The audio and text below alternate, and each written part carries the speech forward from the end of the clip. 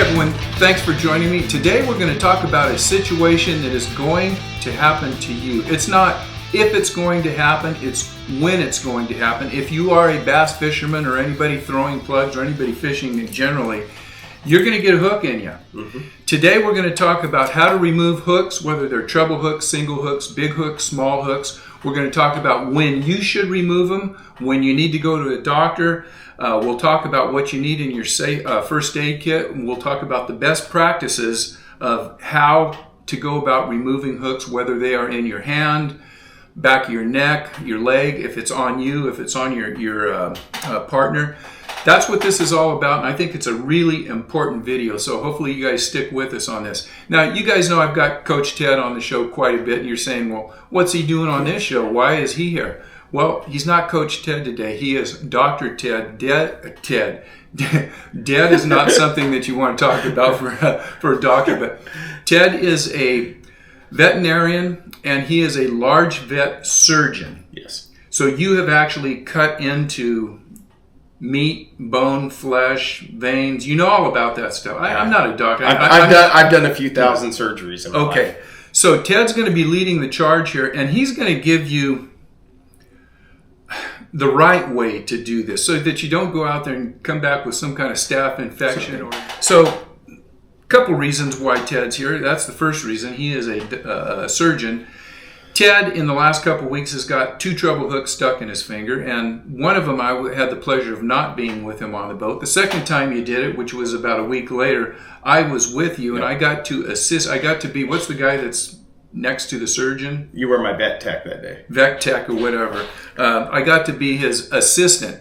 Now, I have the whole situation on camera, so what we're going to do in this video, it take just a couple minutes to go through the whole situation from start to finish. We'll show Ted getting hung up. We'll, have to cut out some of the audio in there. And Ted got the thing out, cleaned it, did everything he needed to do. We'll go through that, and then we will run through it again. We'll let you kind of talk over what we did right, and what you were doing at the time, and you'll go over some of the best practices that you use. Ted, why don't you show us what everyone should have in their first aid kit on their boat? Now, I have some questions because you've got some stuff in there. Sure. That I have some questions. Listen, if you're a boater and you're fishing, there's no doubt you should have a first aid kit on your boat. And just to address some of the most common things that happen. So if you were to open up my kit, you're going to see that there's, basic gauze, tapes, some scissors, and a whole bunch of bandaging inside, right? Alcohol pads, Band-Aids, just an assortment of things to cover up and treat wounds. But I also carry Neosporin, some Benadryl if somebody on the boat gets a bug sting while we're out. Not uncommon to have a bee hit you in the face running down the delta. You've had that happen before. Oh, yes, I have. And then some tincture of iodine to put on a wound if you need it. Now, so those are my basics. What's the tincture of iodine? It's just a disinfectant. Okay. Right? It's a long-lasting one that doesn't spoil, so it sits in the boat forever. Okay. And then if you'll notice, I always carry inside one of my little gauze rolls. It just happens to be a 10-foot section of 65-pound braid that's taped up, and that is specifically if I need to pull a hook out of somebody. It's there, it's pre-cut, it's ready to use. I don't have to go looking for the braid buried in a rod locker somewhere if I need to pull a hook. But I keep that little piece in my medical kit just for that reason. And by the way, we're going to talk about when you should use this technique, when you should try to immediately pull the hook out or pull it through. So we're going to go over all of this. Ted's going to be very thorough about this. Sure. So you want to get into let's roll the video. Okay. Then we'll come back and we'll talk about maybe you can answer some questions for me: when, why, and how, and then we'll go back to the video again. So let's check out this video, and we'll be back in just a minute. Oh, there it is. Good one.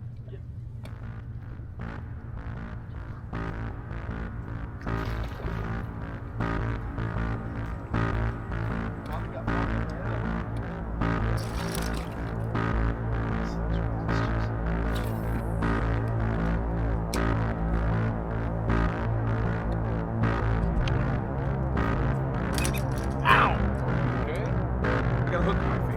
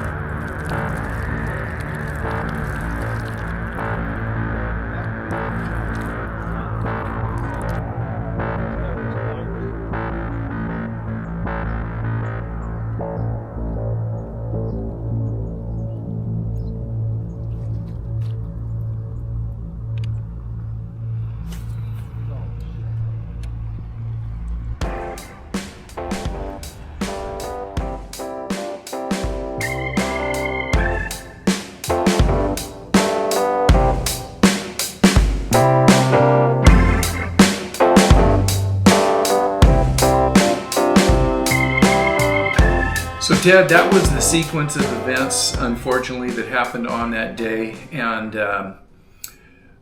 it didn't hurt me a bit. That's the thing, I mean, I was concerned about you, but I was out there fishing. There was a moment there I thought you were going to pass out as I was pushing the hook through. Yeah, I was ready to put on my life vest because I didn't know if I was going to fall out. So let's talk about, number one, when should you remove the hook when you're out on the boat, and when are the situations when you shouldn't remove the hook? When should you do it? When should you immediately stop fishing and say, we got to go to the doctor? Sure. Well, for me, that's all about location, right? Where is that hook? If it's in a soft portion of a finger and size of the hook, right? If I'm talking about it's fall, right? Yeah, and when you're talking about the size, talk about just the differences. Sure. If it's something like a big hook like this, or something on something like this compared to a size 4-aught hook or something. Absolutely. It's fall right now, so we're fishing with a lot of jerk baits. We're fishing with a lot of top waters. So we got a lot of size 4, size 6 hooks floating around, and that's why I got a hook in the finger, because a fish rattled off of a bait as I was going to reach for it. But if it's a small hook for me, something on the typical jerk bait of size 4, a size 6, something like this, very tiny, very thin wired. For me, if it's in the meat somewhere, I'm going to push that hook through and cut it off every time. Mm-hmm. Right? It's small, it's easy to deal with. That's if it's in a meaty portion of your hand somewhere. If that hook is buried to bone, again, if it's a finger, I'm probably going to pull it out, right? If I can't push it through, I'll probably pull it out if it's a small hook. That changes if it's a really big hook and it's buried to the bone. If it's something off the back of a whopper plopper and that thing's buried to bone, I'm probably going to cut that thing off at a split ring and go to the hospital so that they can numb it up, flush the wound, pull it out.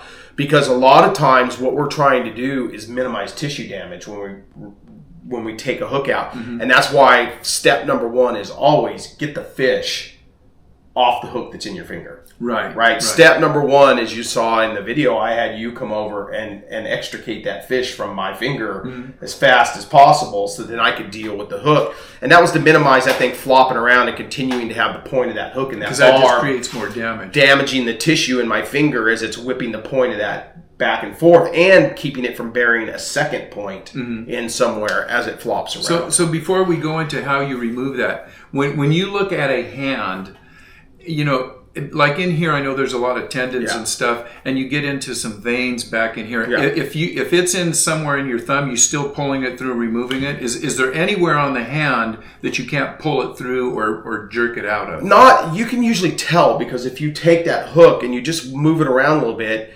if you have enough movement in the tissue, you're in soft tissue. Okay. Right? If you're in a tendon, if you're buried, that thing's going to be firm. It's going to feel, it's like sticking a hook into a guitar wire, right? You've got a lot of resistance. If you're in bone, you're not going to get a lot of movement at all. It's stuck into that bone. How about up here on your wrist? Yeah, wrists, I will tell you point blank, because I went 40 years without a fish hook in my finger and had 2 in a couple of weeks' time. The vast majority of fish hooks I pull out of people are in co-anglers. And normally, if I get a hook in somebody's wrist, in their neck, or in their face, the fishing day is done. We're headed in to get them to a doctor. I don't like to push hooks through, and I don't like to pull hooks out if it's around anywhere where you have major vessels like a wrist, major vessels like your neck, or facial nerves where if you pull something out of somebody's face, you may paralyze the facial nerve. So does that go for your cheeks? Because a Cheek, lot of times I've had in here, is it okay to pull out of a cheek, or are there nerves in here? I don't. Don't do. Okay. If it's around eyes, anywhere eye sockets, cheeks, a chin where you have nerves run behind the ear and out down that serves part of your musculature to your face, I tend to shy away from pulling hooks out of faces. How about the back of your neck or the back of your shoulders? I have no problem with the back of the neck or back of the shoulders, right? That's mostly legs. just tissue. Legs, just tissue unless you're hooked in the inside of the thigh, right? That's good to know. Second question.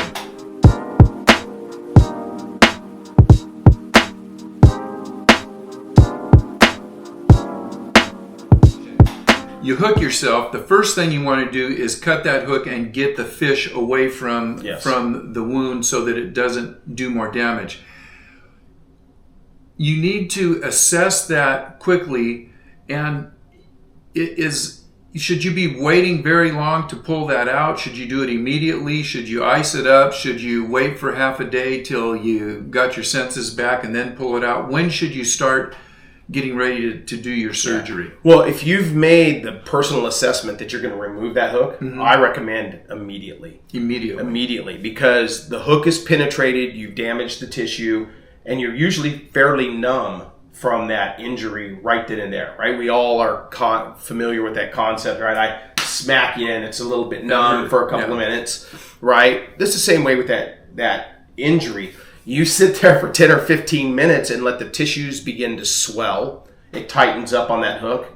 Feeling starts to come back. Your body wants to rush blood flow into the area because it realizes it's been injured, so that heightens all the sensation there. So the longer you wait, the more painful it can actually be. So for me, you'll see in the video, I wanted that hook out immediately. Yeah, you made a quick decision. Yeah, quick decision. I knew it was in soft tissue. It was a small hook. It was a size 4 hook. And for me, there's less damage to push through just that tiny tip and cut it off at the barb and then pull the hook out than it is to try to jerk that barb backwards through the tissue. Pull it through. Yeah. And Ted made, we've talked about this quite a bit since the unfortunate incident. You weren't happy with a lot of the hooks on my baits, and you were changing them out there as I was fishing, which is a good fishing friend because I don't like doing that. But you said something that I never thought about. Having those sharp hooks, if you happen to hook yourself, they're easy to pull in or pull through and get them out. Yeah. If you've got an old dull hook, or if it's rusty, what do you call it? You get tetanus. You said that they're harder to pull through, but obviously with the older hooks that have any rust on them, there was a couple things that you said, more than likely if you're going to have any serious injury, it's going to be due to, was it, from the dirty hook or infection? Well, there's several things. I'm fanatical about nothing but good hooks on my boat. So I replace hooks on baits all the time. I want them extremely sharp, not only to catch the fish, but if a fisherman in my boat catches themselves, I want to be able to get that hook out fairly easily. Sharp hooks help with that. Rusty hooks are disease carriers, right? Dull hooks, when you have to push them through or pull them out, do more damage than if they're sharp points. A sharp barb is going to do less damage to tissue if you have to pull it out than a rusty, mangled barb. And I was on you earlier in the day, ironically, for one of your baits with hooks that were just terrible. And I'm like, man, if one of those stuck in your finger, you'd never get it out. There was still 2 hooks left on one. Yeah, two of the 3. I replaced his ugly hook with a brand new one, not probably 30 minutes before I got that barb in my finger. But I think it's important to keep good, clean hooks on your baits. Also, if you're a regular fisherman like we are, very important to make sure you're up to date on your tetanus shots, right? A lot of people, I've had people in my boat get a hook in them and I ask them, when was your last tetanus shot? And they're like, probably when I was in high school. Yeah. Right? Very important. Next time you go in, just ask your doctor to give you an update. Is that every 10 years? Yeah, minimum. Ask your doctor to give you an updated tetanus booster because you are going to stick yourself with hooks. I think that's important. So small hooks, we deal with pushing through like that. Big hooks are always a different Now, when you question. say pushing through, that means when he gets a hook in his finger and it's, let's just say that hook is sticking in like this, he is pulling it through, then cutting it, and then pulling the barbed end out one, and actually cutting the hook again and pulling it out on each side. And you might just pulling it through, not trying to rip it out. Yeah, and you might even put that picture from the first one back up in this video where that was through my finger, because when that hook started, it wasn't that direction. That hook was actually in my finger this way and under the nail.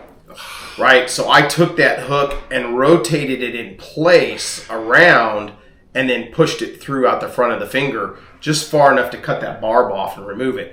Still, because I was by myself, there was no way I was going to tie that up and on a flexible surface get the right angle to get that pulled out. I had to push it through to cut it off. So if I can get in and out of soft tissue, I always prefer to push them through and cut them off.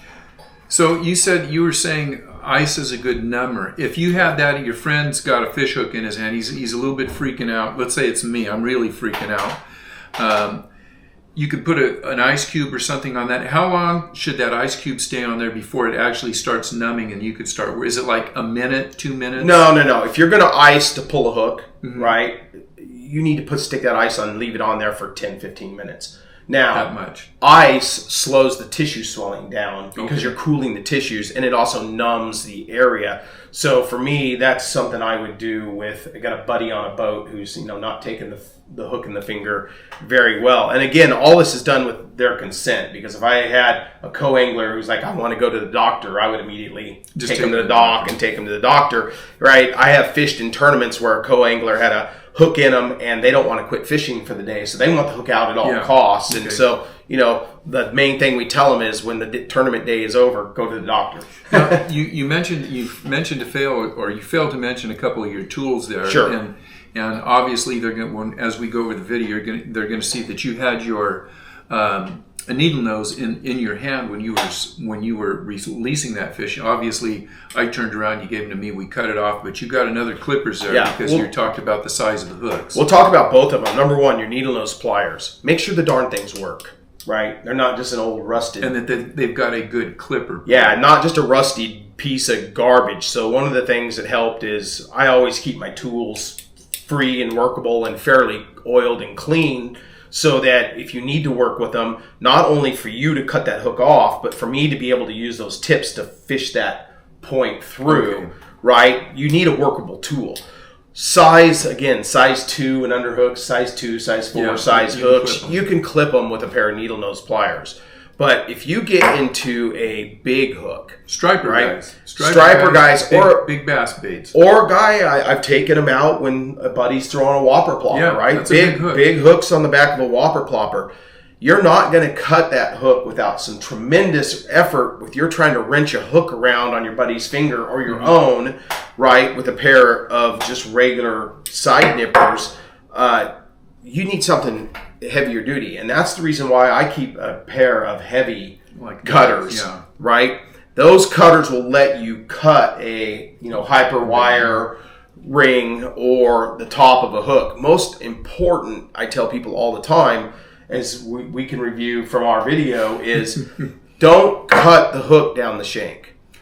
Or for me, I don't even like the eye cut. I want somebody to cut that hyper wire ring, the split ring, so that you have the whole hook to work with when you're pulling it out. Yeah, because especially if you have to remove a hook by pulling it, I'll usually cut the 2 tips off. If you've got one barb buried in somebody's finger to the bone and you're going to pull it, I'll take these other 2 barbs off and leave the umbrella on it.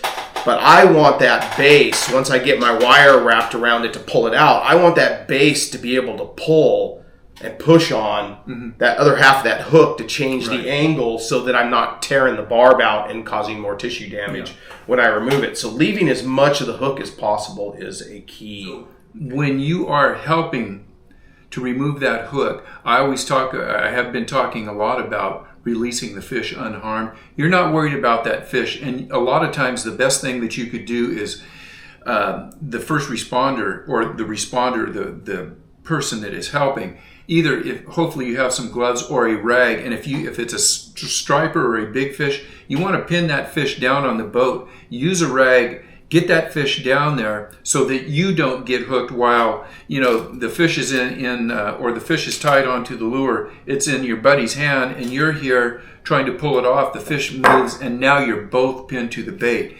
You want to say, forget about that one fish. You can take them home and eat them. Get it pinned down on the floor or wherever you can get them. Hold them down. Get in there and make sure you can clip that bait off the hook so that you're both not pinned to the hook. That's a real problem. Then. So let's take a look at this video, and I want Ted to walk you through this, and we'll check that out, and then we'll do a little sign off. Okay. So normal day of fishing, set the hook on a good bite and start bringing them in. I'm pissed. Yeah, because my fishing partner just wasn't carrying his weight that day. But that's okay. I was about to put him to work. Yeah. Here it comes. It wasn't a big one, Ted. No, it wasn't a big one. Small fish. Bring him over. You know, looking for the pliers that somebody had moved. And just as I reached to get that bottom hook, he jumps and voila, hook's in my finger. What are we doing? Cut the hook off. And immediately, right, plan goes into action here. Priority number one is get that fish off the hook that's in my finger to minimize tissue damage. And my partner finally makes himself useful. I'm sitting right here. Clips the fish off, right? And then releases it for me. And now I'm assessing the situation. I'm like, okay, where is that hook? It's in a soft enough portion of my thumb. It's all meat. That I'm going to push it through and clip it off. And I'm thinking, okay, what are the things I'm going to do after the fact? So I show it to you, right? Here's where it is. And I think at that point I said, don't ruin your day. You keep fishing. I can get it out. And I was assessing how big that fish was, because as soon as you sat down, if it was a little bit bigger, I would have took a hero shot with it and said I caught it. That's the way it goes, right? And so it's important to note here, I pushed that hook through just till all that was out was the point and the barb. And I clipped that off right at the barb and then removed the hook back through the way it came. So for me, there's less tissue damage to push that fine little point and barb through and cut it off than to tie it up or use a pair of pliers and jerk it out backwards through the tissue and do more tissue damage and cut more skin and have more bleeding than we would have had otherwise. Now my point is I have a wound. It's a through and through two-sided hook hole. I don't want to stick my hand in the delta, not necessarily the cleanest water in the world. So I always make sure in my boat that I have plenty of spare water, not only for drinking while I'm fishing, but if I have to rinse out eyes or I have to rinse out, you know, a wound like this, I have fresh, clean water to be able to rinse it out. And then the next step, you'll notice I pull out a clean white rag. I always also keep clean rags on my boat, which you and I have talked about, right? Mm-hmm. And my whole point is I don't want to wrap that thing up in something dirty to dry it off. And I also don't want to put a Band-Aid on it yet.